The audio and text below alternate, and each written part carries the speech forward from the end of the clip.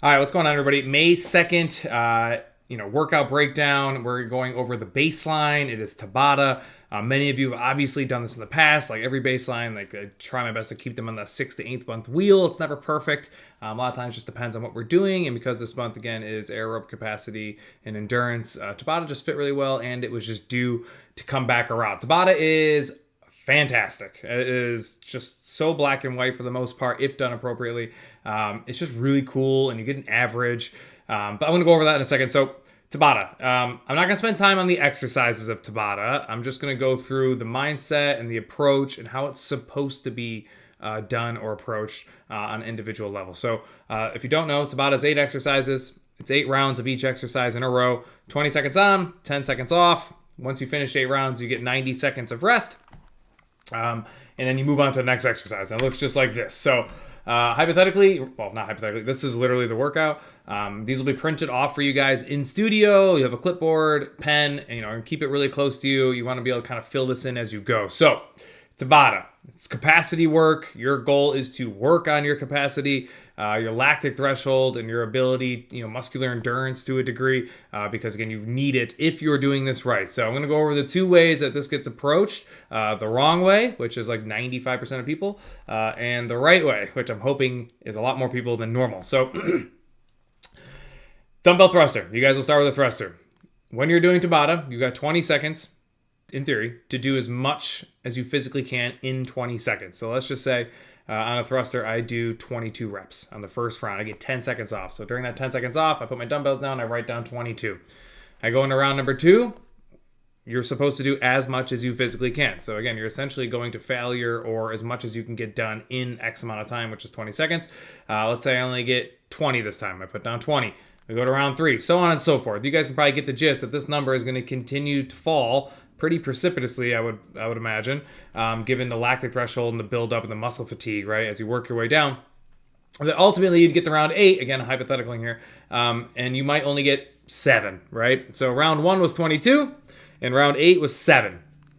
In Tabata, when you finish everything, at the end of the day, you guys can see at the bottom, total score divided by 8, and that's your final score, is that you are supposed to circle the lowest score you got of each round or each exercise. So if, I don't remember what I said, 7 or 8 is the last round I got into thruster, that's the one I would circle. And then I would do the same thing, respectively, for each exercise all the way down.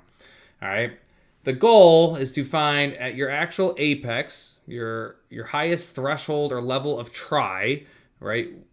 When you get to your lowest score, what is that number? You're trying to identify what that is. So in order to get to that number, you have to pre-exhaust yourself through the means of essentially failure, right? So in other words, if you aren't trying as hard as you can every single round and getting quite literally as many reps as you physically can in 20 seconds every single time, we're never going to find your true floor, if that makes any sense, okay? So it's a lot of failure, right? That's kind of what we're looking for. Like, you are literally, your goal is to fail. Like, it's either to fail in the terms of like, I physically can't do another rep, or it's to fail in the sense of I don't have the conditioning to do as many reps in 20 seconds, right? Does that make sense? Or maybe like you just can't start one round on time because you're so fatigued, right? That's us finding our floor, and that's where the value comes into for Tabata and getting an understanding of what that score looks like ultimately at the end of it. So, of course, you go through all of these. You circle your lowest score for every single one of them, which is likely in the 7th or 8th round, unless you had to take a round off because you were so tired, right? That's an example of where maybe, round 5, you're just like, I got to start 10 seconds late, and I only get 3, right? Of whatever it is. But either way, you circle it. And then at the end of the day, you take all 8, add them all up, divide it by 8, and that is your Tabata score, right? That is the right way of doing it. The wrong way of doing it, which I would say 95%, I think at the beginning of the video, probably higher than that, is people, especially people that have done this in the past, they pick a singular number and they just aim for that number. So they'll go to thrusters and be like, I'm just going to do 7 every single time.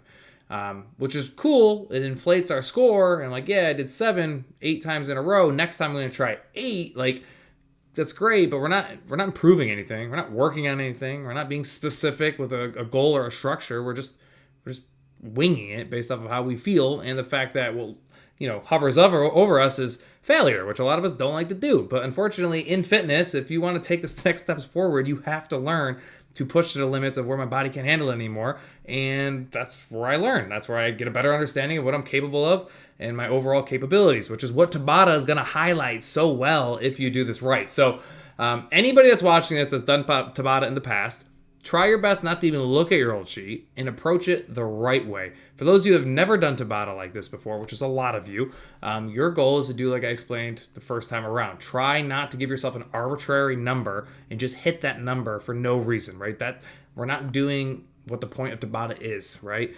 So again, right way, wrong way. At the end of the day, is it a workout? Yes, it's a fantastic workout. You're going to work really hard regardless, but in terms of what we're trying to achieve here and your muscular capacity, conditioning, and your lactic threshold, doing it the right way is superior than doing it compared to doing it the wrong way. And then regarding the exercises, there shouldn't be anything in here that kind of contradicts one another, right? I try to go every other when I'm labeling this, meaning like if we're going to do a thruster, I'm not going to put something right after a thruster that also requires your quads and your shoulders, so on and so forth. You kind of see as they alternate on the way down. Like putting push-ups directly behind belly burpees would be just absolutely brutal, or vice versa.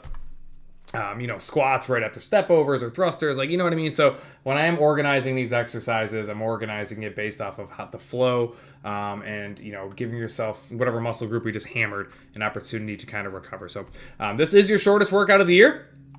Tabata is, as you can see up there, 41 minutes, so you guys will all get out early, which is fantastic. And like I said, everybody will get a sheet. You guys can write on a sheet, keep the sheet in your glove box, keep the sheet in your books, take a picture of the sheet, whatever works for you. But again, I hope you guys enjoy this. I hope more people do it the appropriate way and really see what their floor capacity levels are. And from there, we can kind of reference that in a lot of stuff we do. So again, if you guys got any questions, as always, feel free to reach out and ask us or any of the trainers, me or any of the trainers.